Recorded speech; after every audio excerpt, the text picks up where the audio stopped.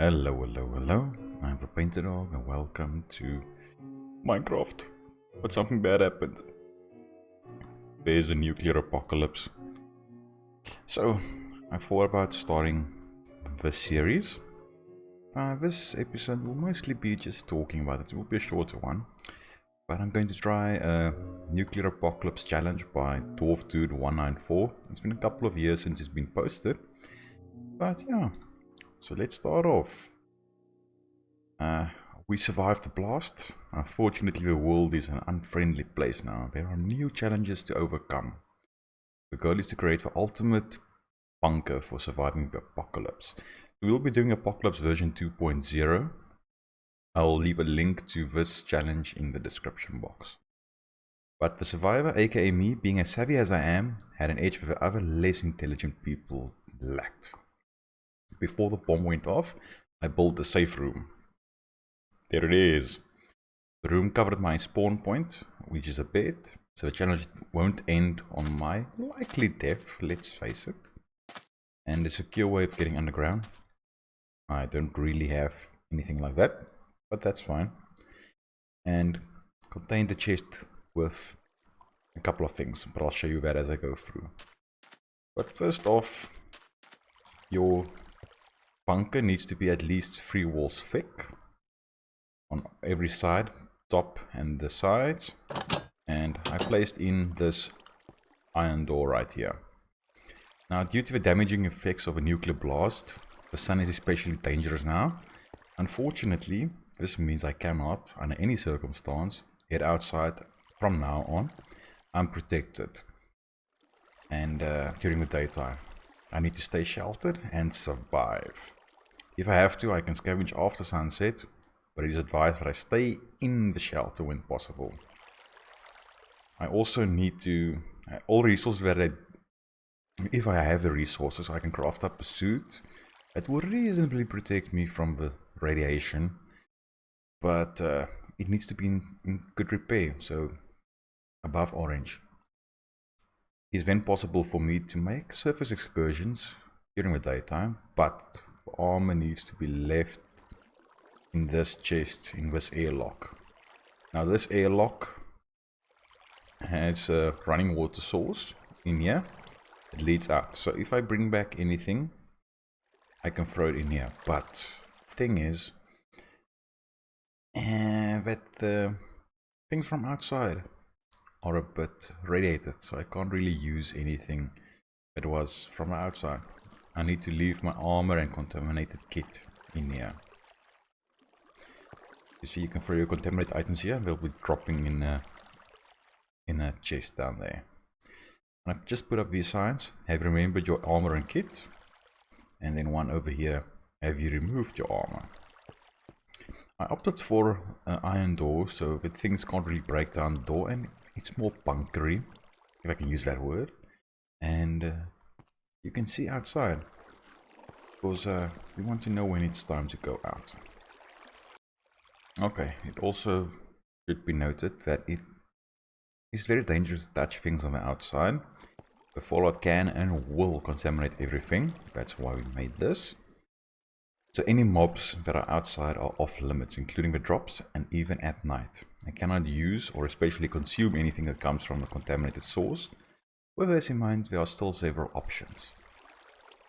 Firstly, assuming that preparations were inadequate, which, let's face it, it's me, it probably will be, I can use the breeding or harvesting of exposed food sources to introduce clean animals or plants to the shelter.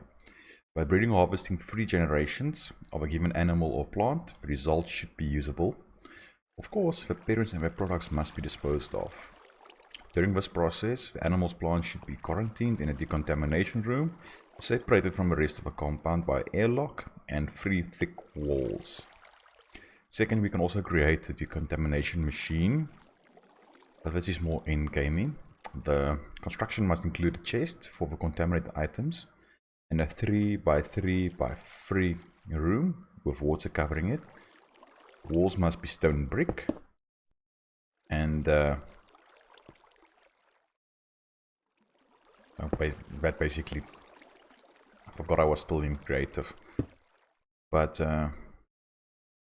Yeah, and the machine must be connected by a lever and at least 4 pistons on a repeating clock to make it sound more machiney. So after it's played a determined length of time, we'll say maybe 5 Minecraft days, the items left with the decontaminator are safe for use. But now, as you can see, there's lots of water outside, but that water will be contaminated. So getting fresh water will be somewhat difficult in this challenge. So any outside sources are contaminated, and to get safe water, we must search caves and find hidden underground lakes or anything like that.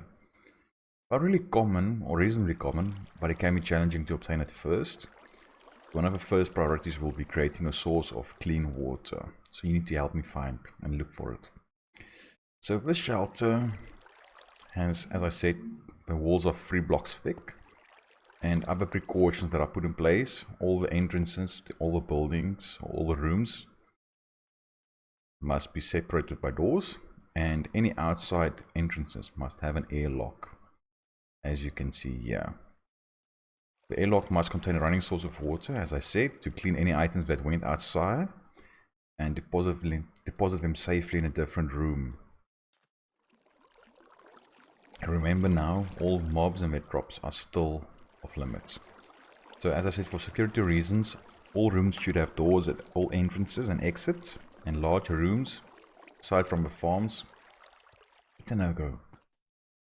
So in order to have an adequate shelter, we need to have farms for wood and food, a bedroom, storage facilities, and once everything has been secured and all the essentials are done, we should also have a morale boosting room such as a library or a chapel or a garden, a defense oriented room such as an armory or target range, and a portal room for accessing the nether. But I don't have only these things. Let's go through here. As you can see here, there's a small, relatively small room with a bed for our respawn point, and this chest with a bunch of hoppers. So in this chest we have a bit of resources. So firstly, we have 10 wheat seeds, 5 bread, 16 torches, 1 stone pickaxe and 4 pumpkin seeds. Then we had to choose 2 of the following: either 1 melon seed, 16 eggs, chicken eggs, 2 buckets of water, 1 cocoa bean and jungle sapling, or 16 coal or charcoal. So I opted for 16 eggs, the cocoa beans and the jungle saplings. That's what I opted for.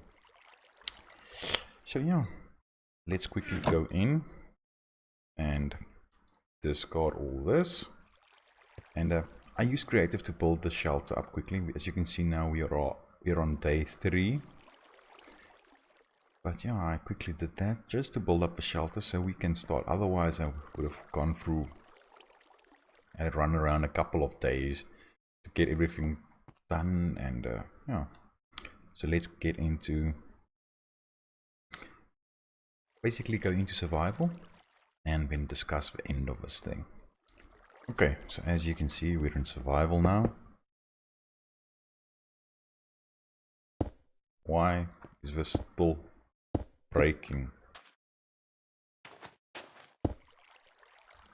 I have no idea why. That's just weird.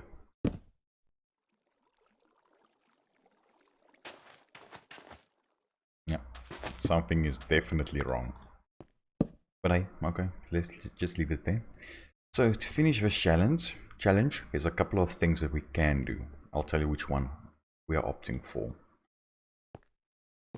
Okay, I can't. I can break that. Okay, so first off, this is one of the easiest, but I also think it's one of the most boring ways to do it, is to escape.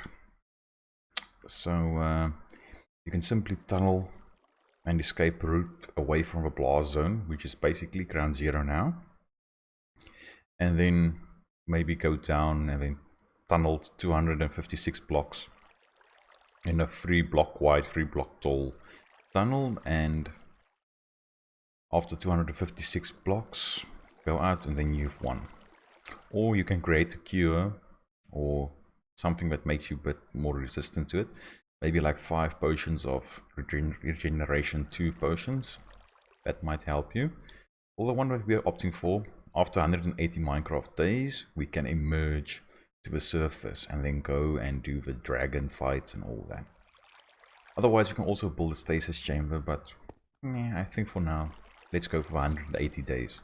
So as I said, we're on day 3. So at the start of day 4, we'll take that as our day 0.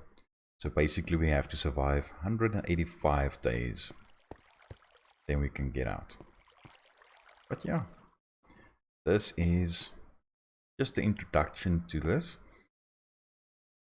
I might just want to go in and quickly, let's do this now on screen. Just get this build in again.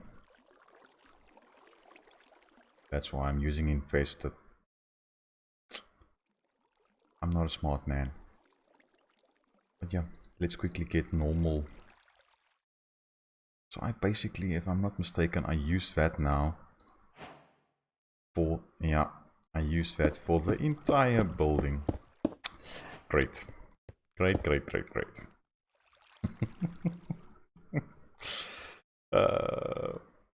Funny. But yeah, so let's set this back. If you can do this thing that you don't have any cheats and basically you can't go into creative mode to do this, but then you have to grind and get all the things done. So let's quickly go in here. As you can see, it's daytime. It's now officially day 4, so this challenge will begin. So I hope you are looking forward to this challenge, and I'll see you in the next episode. We will officially be starting. Bye bye. Cheerio.